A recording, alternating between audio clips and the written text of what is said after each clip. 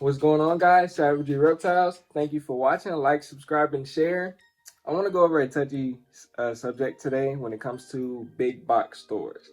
So I just noticed that I had somebody reach out to me, and they just got their first blood. Which congratulations to them! They made a big step in their reptile keeping. But it's where they got their blood python from, and they gave me permission to talk about this as well, just because I didn't want to put them on the spot. And I'm not going to mention any names, any social media platforms for them, nothing like that. But they got their first blood, and they got them from PetSmart. So that's very new to me. I've never seen, like, I've been in PetSmarts and Petco's before, a while ago actually. And I've never seen anything in there like it. The most that they've had was like corn snakes and ball pythons. Other than that, I've never seen anything else reptile-wise when it comes to snakes outside of those two. So when they told me that they got them from PetSmart, I'm like, okay, that's very new. So the first thing I asked them was, I'm like, did they give you any care tips for caring for your ball python? I mean, for your blood, I'm sorry. And I should have known, right off the rip. They told me that they told them that their care requirements was exactly the same for ball pythons. So I went on ahead and I gave them a general breakdown of what they would definitely need to implement for their blood python and what they needed to change versus what the PetSmart worker told them. So definitely when it comes to getting these guys from big box stores like PetSmart and Petco, again, everything that we talk about here, it deals with research, because just because you're going to a pet store to purchase a pet, that doesn't mean that the worker there necessarily knows what they're talking about. A lot of times those places just hire anybody looking for a job, and they love animals. That's pretty much all that is. I used to when I was a teenager, I used to want to work at PetSmart in their aquatics department, and I had no knowledge of anything aquatic. So that just goes to show that they'll just hire anybody. Now I do have aquatic experience, now that I have been keeping fish and other aquatic animals and stuff like that. But at the time I had no clue, and they were willing to hire me. The only reason I backed out was because I noticed, I'm like, wait a minute, everybody else in here, these are just regular people and have no idea what they're talking about. So people were coming into your establishment, looking to gain some knowledge on an animal that they will be keeping for a very long time. Dogs, they don't live very long. They live for a decent chunk of our lives. Excuse me. But they don't really live, a super long time, versus where we can get animals like these that may outlive us. So when you have people coming into your establishment, especially for reptiles, and you're giving them information and you have no idea what you're talking about, that's just the wrong way to go about things. So again, if you are, I don't recommend getting anything from PetSmart and Petco or any other big box pet store. But if you are getting a blood python or any other reptile, do as much research as possible before you go inside of these people's places and purchase their animals, because the workers there 9 times out of 10 don't know what they're talking about. Now, if you might run across, you might run across a few here and there that really know what they're talking about, but most of them just don't. Like, if I was to work in a reptile shop now, I'd probably do pretty good. But a year or two ago, absolutely not. But that's also a setting that I would never put myself in at that time, just because I knew that I wasn't as proficient as I am now. So again, I don't understand why people do that. I get that they love animals, but you got to realize that you're going to be put in a position to where you got to inform people that don't know anything, just like you in a sense. So again, if you're going in buying new animals, do your research. Another thing that they told them was that blood pythons did not drink water, which is crazy to me. These guys soak like crazy. And they need a water dish big enough for them to fit their entire body.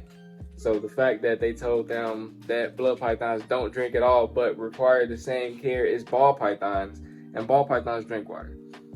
They all might not drink a lot of water, but they drink water. And but these guys soak like crazy. And the fact that you need a water dish big enough for them to fit their entire body, these aren't small snakes. And this guy is nowhere near done growing. So the fact that they told them that was crazy. These guys definitely drink water. They actually drink quite a bit of it.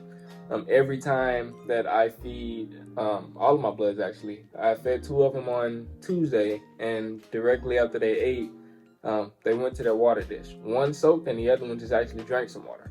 Brock here, he'll soak about once every 2 weeks, but after every feeding, he'll drink water. Like I've even got some shorts and some reels of him drinking his water. So again, yes, these guys drink water. Yes, they soak. Yes, they need water.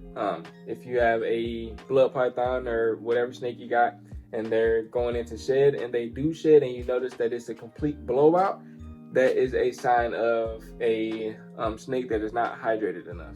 You either need to up your humidity, or just throw a water dish in there. I have seen quite a bit of people that keep snakes but don't provide them a water dish because they were told that they don't need water. These guys absolutely need water. Another thing that they told them was that the best substrate for these guys was paper. I am not against paper.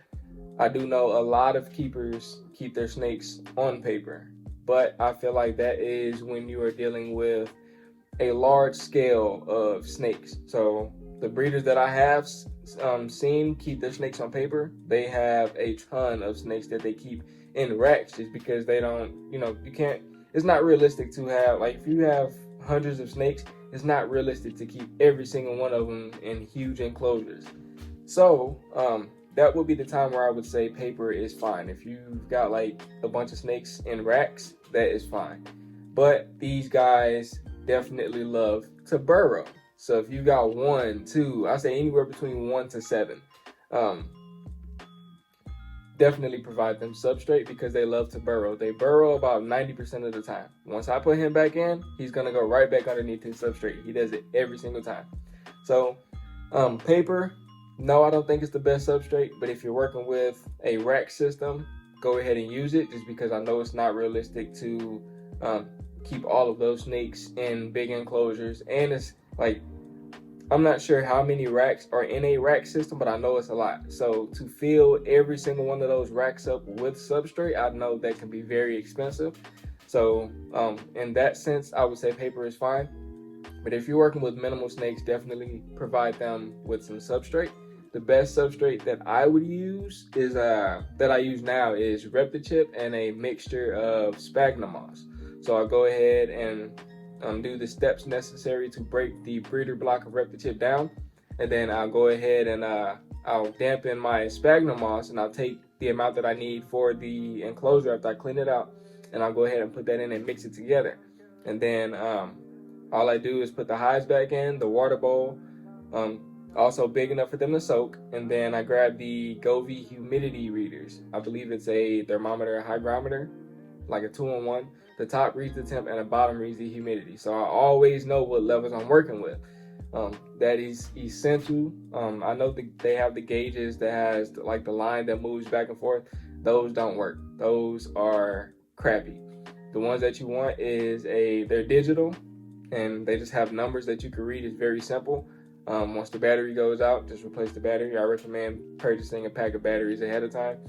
Maybe even when you purchase the thermometer, hygrometer, that way when the battery goes out, you have them on hand to just go ahead and replace them. And they last a very long time too.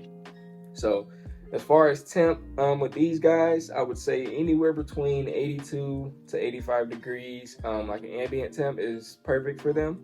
That's what I keep all of mine at, and they've been doing perfectly fine. And the humidity, I always keep it somewhere between 60 to 70%, always. When they're in blue, like they're going into shed, I'll go ahead and crank it up to about 75 to 80%, and perfect sheds happen. Well, they have happened every time so far. He shed for me once. and he had a pretty big shed, but it came off all in one piece. Leviathan, he had his shed. I'm not sure if that was his first one. I assume that wasn't his first one. Maybe a second or third that he's had since he's been born. But his first one with me, it came off all in one piece. I'm not sure when Hera was shed, but I'm expecting hers to come off all in one piece as well. But definitely with these big box places, do your research before going in and purchasing animals from them, because again, these workers are regular people that they're just hiring because they want a job, and a lot of them don't know what they're talking about. That doesn't mean that all of them don't, but the majority of them have no clue. So again, just do your research. Thank you for watching. Like, subscribe, and share, as it really helps the channel out with the algorithm. And as always, take care of your reptiles.